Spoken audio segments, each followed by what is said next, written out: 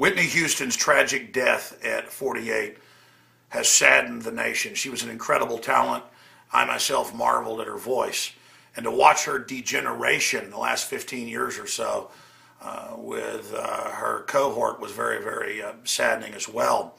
But as soon as I heard that she had died Saturday evening, I was working up at the office and I told Aaron Dykes, I said, watch, it's going to be prescription drugs. Now, how did I know that? And they've now admitted that, Xanax and others. Because in almost every case, it's prescription drugs that are killing people, not even illegal drugs. And look, cocaine's bad news, opiates are bad news. But if you look at the statistics, they vary year to year in the United States alone. It's well over, on average, 150 plus thousand people that die from over-the-counter and prescription drugs. It is an epidemic, and I looked up the statistics. You can look them up. Not one death a year from marijuana. Not one death. The federal government, the DEA, they all admit that. So here she is, after years of drugs, alcohol, illegal, legal drugs, with a bunch of prescription drugs, no alcohol, even in her hotel room, found dead in her bathtub with a bunch of Xanax and other pill bottles, all prescription around her. Look at Rush Limbaugh, who on record some days was taking more than 100 Oxycontin pills. That's synthetic heroin.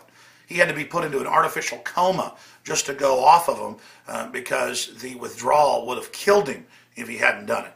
And Limbaugh, of course, supports mandatory sentencing for people caught with heroin, opium, or cocaine. Third sentence, he wants life in prison on record. But then you've got all these other people pill popping, all these other deadly drugs that kill a lot more people than illegal drugs. So go look up the numbers for yourself. But here it is, Whitney Houston surviving the cocaine, all of it.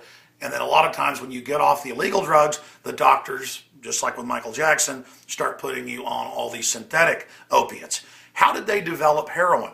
At the end of the Civil War, there were hundreds of thousands of injured veterans of the Civil War on both sides with arms and legs blown off, and to get them off of opium addiction that the Army had gotten them on, they gave them heroin. And it sure did cure your opium addiction, because heroin is just an opiate that's been souped up to at least 10 times its strength.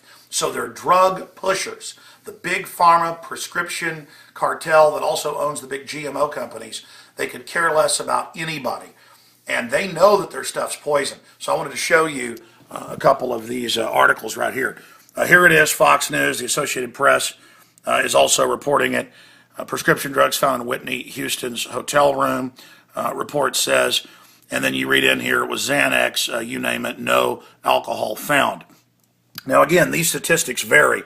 Some statistics show over 300,000 people dying from drug interactions, and over 100,000 of those from opiates and other synthetic drugs that have similar effects. But here's a Natural News article, and it's got links to all the statistics at the bottom. Statistics prove prescription drugs are 16,400 times more deadly than terrorists.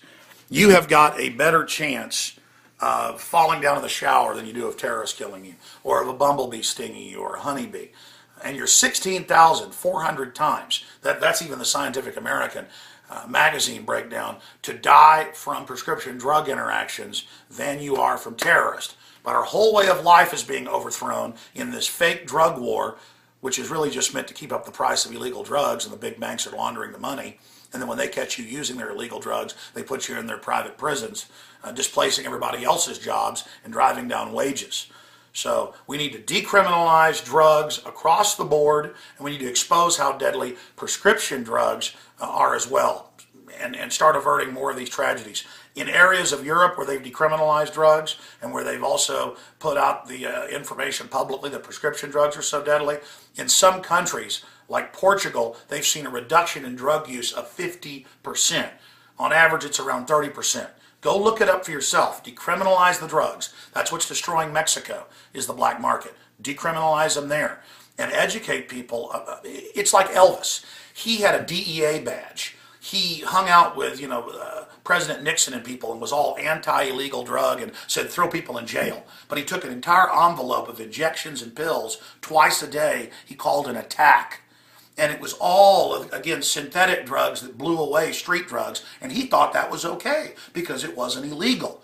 It's a fraud, and it's the type of stuff that got Elvis killed and Whitney Houston killed. We'll be covering it on the radio today, 4 p.m. Central Standard Time at Infowars.com, and back tomorrow on the radio, 11 a.m. Central. God bless.